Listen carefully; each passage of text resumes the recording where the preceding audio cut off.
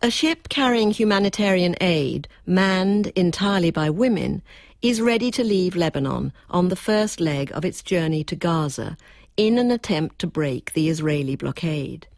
Named the Mariam, the Aramaic version of Mary, it has a multi-faith international passenger list including doctors, lawyers, and a group of American nuns. History is full of unexpected precedents where human behaviour is concerned. Although the Mariam initiative has been dubbed by some a publicity stunt, the historian of 16th and 17th century Europe encounters groups of ordinary working women acting in a disorderly manner surprisingly often. Women turn up telling off priests, berating the local fiscal authorities, leading grain and bread riots, and participating in tax revolts. In England in the early 17th century, a significant percentage of the rioters against the enclosure of common land were female. We have vivid first-hand descriptions of some of these disturbances, and we even know what some of the female ringleaders looked like.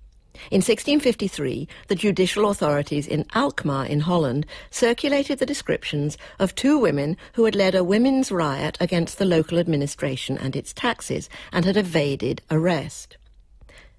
Griet Piet Geer, age 36, blonde hair, thin face, with blue eyes, fairly tall, lean figure, soberly dressed. Sometimes she wears black, and at others she wears a blue overall with red sleeves. She acted as captain.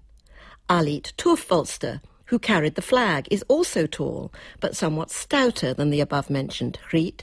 She tends to sniff through her nose, is of brown complexion, with black hair and untidy clothes. She wears a bodice with a linen apron and is aged 30.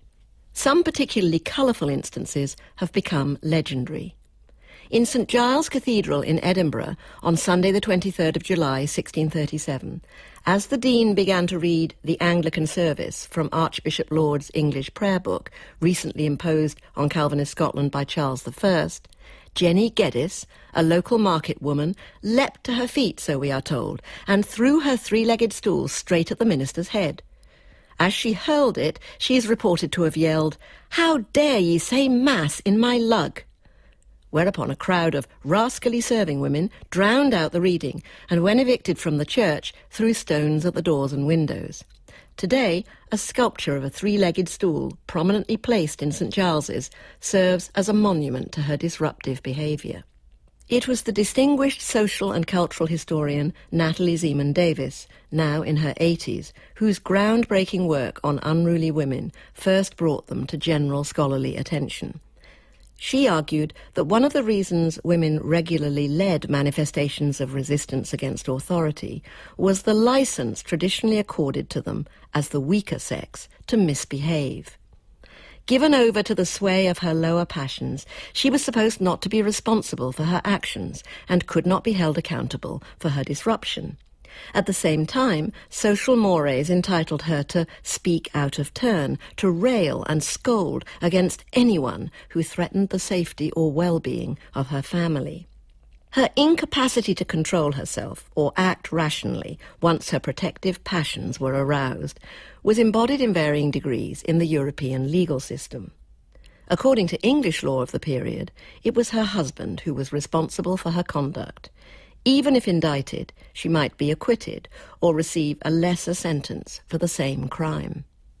Natalie Davis herself records in a memoir how, curiously, her own life and that of the 16th century women whose stories she had uncovered converged in the 1950s during the McCarthy era, when left-leaning young academics like herself were caught up in the witch hunts led by Senator Joe McCarthy against supposed communist sympathisers.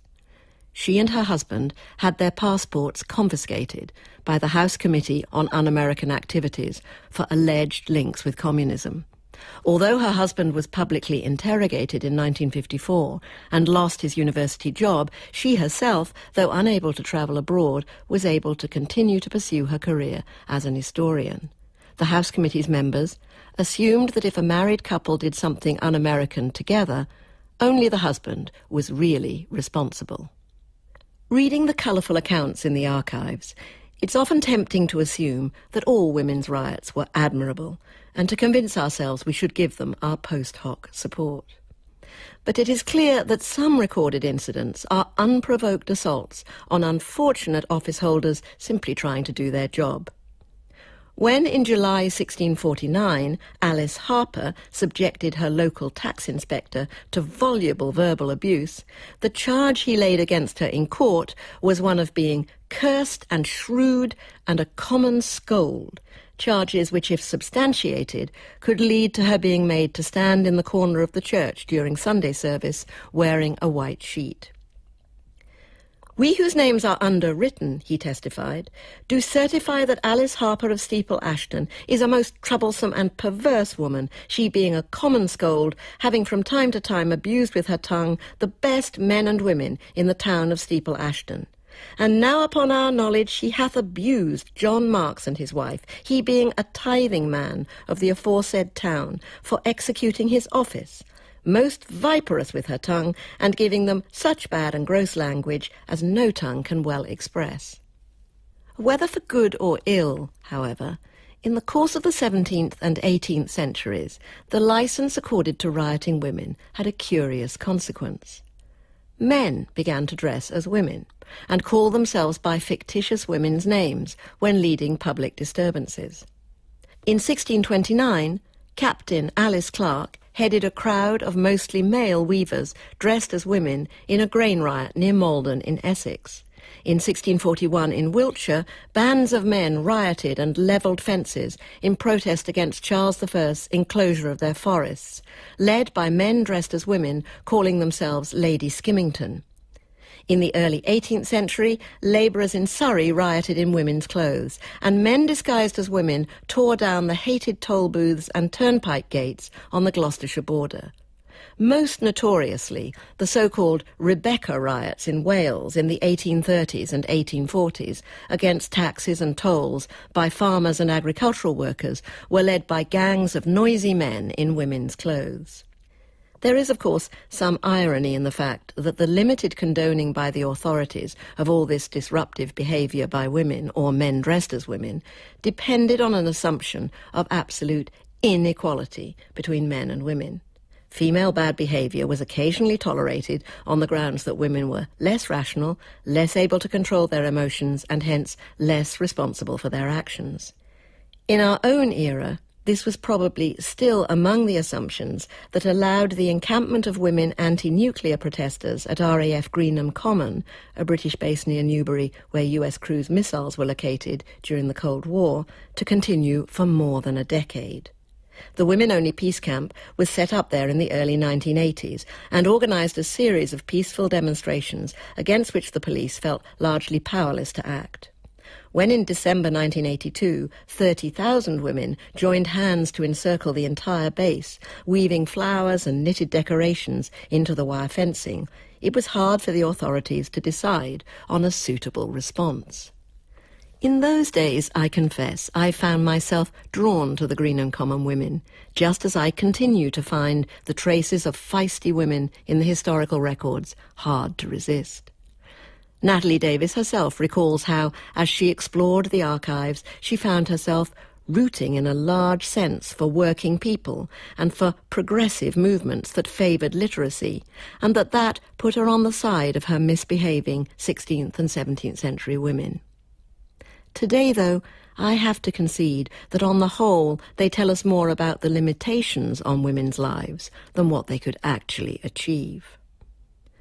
As for their contemporary counterpart, the women sailing on the Mariam, I have little doubt that their intention is to show the world that their attempt to help the beleaguered residents of Gaza is solely humanitarian.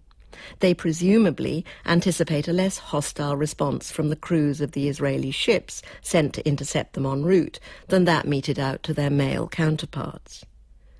Perhaps we should consider whether we might only have arrived at real equality when women are no longer accorded their traditional licence, occasionally to misbehave with impunity.